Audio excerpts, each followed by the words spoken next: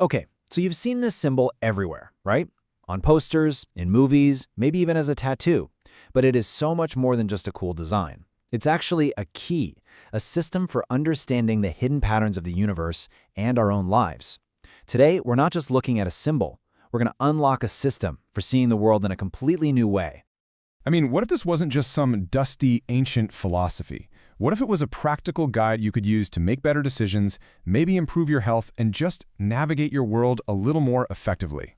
Well, that's exactly the goal here. We're going to decode this thing and turn its ancient wisdom into a tool you can actually start using today. So, first things first, let's get right down to it. What do yin and yang actually mean? It all boils down to one single core idea, the principle of balance. At its heart, yin and yang isn't about good versus evil or anything like that. It's about a dynamic partnership. Think of two dancers. They're different, totally opposite in some ways, but their movements only have meaning because of the other. They are these opposing forces that are completely interconnected, and when they come together, they create something whole, something complete and in motion. So, how do you actually spot this pattern out in the wild? It's a surprisingly simple three-step process. First, just pick any concept. Let's go with time. Second, find the natural opposites within it, like day and night. And finally, just compare their energy, their vibe. Day is active, it's bright, that's yang. Night is passive, quiet, that's yin. And boom, that's it. It really is that simple. And this pattern, it just repeats everywhere you look. Dark and bright, cold and hot, feminine and masculine. And get this, it even shows up at the very foundation of our digital world. In binary code, the passive number 0 is yin, and the active number 1 is yang. Seriously, once you start looking for it, you start to see this dynamic duo absolutely everywhere. All right, so we've got the basics down, but here's where things get really interesting. The real magic isn't just in spotting opposites. It's in understanding the rules of how they interact with each other. This is where the concept gets truly powerful. So there are basically 4 key properties that govern this cosmic dance. Relativity means nothing is purely one or the other. It all depends on what you compare it to. Correlation means you can't have one without its partner. You just don't know what up is without down. Opposition means they keep each other in check. They balance each other out. But the most important one, the real game changer, is converting, the idea that at their extremes they actually flip and transform into one another. This ancient text just puts it perfectly. When one hits its absolute maximum, the other is born. Think about something you're literally doing right now, breathing. Your inhale is active, it's expansive, that's pure yang. But what happens once your lungs are totally full? You can't inhale anymore. That maximum yang naturally transforms into the exhale, a passive release, which is yin. It's this perfect, constant cycle of transformation happening inside you right this second.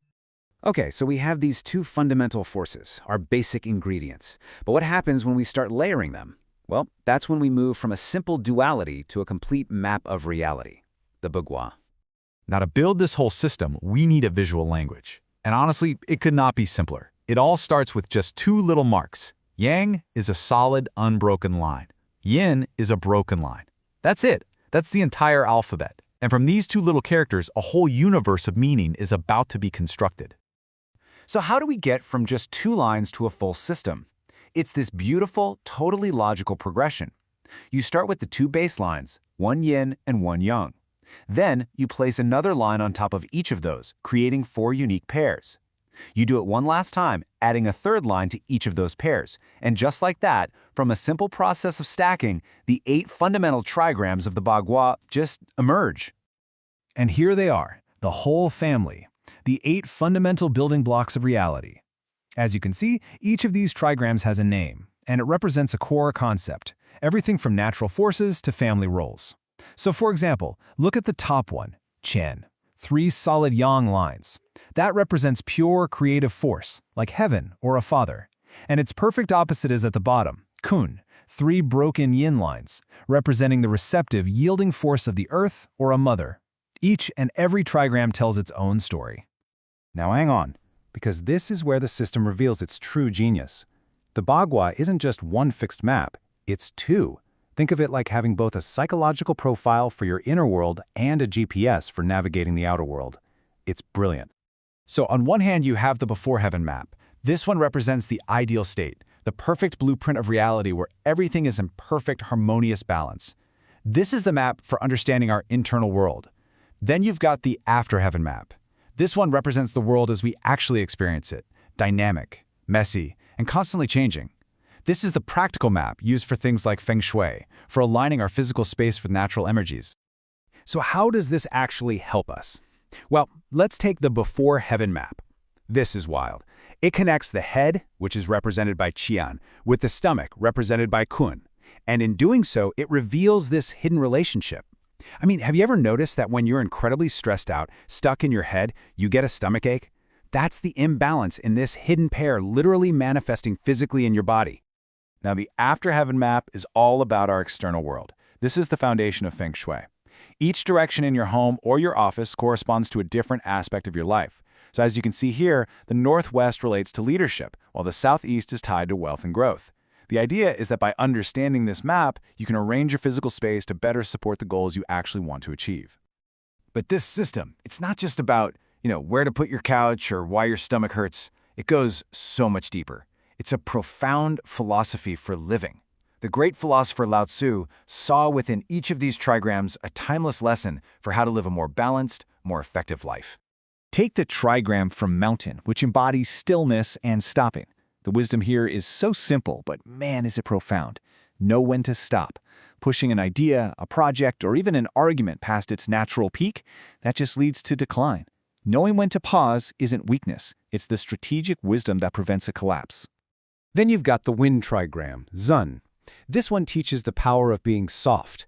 I mean, think about it. A strong, rigid tree can be completely snapped by a storm, but the soft grass just bends and survives.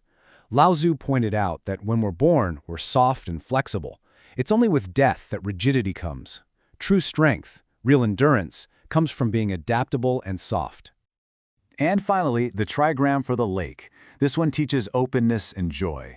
Its core wisdom is not to scramble, not to compete. By focusing on your own path with a cooperative spirit, you step outside of that frantic race. When you stop competing with others, you become incomparable. You're playing a different game entirely. So, you see, this ancient symbol is so much more than just a design. It's a dynamic system for finding balance in our health, in our homes, and in our decisions. It's a powerful reminder that for every push, there is a pull. For every peak, there is a valley. And it leaves all of us with a really critical question. In a world that is always pulling us toward constant extremes, where will you find your balance?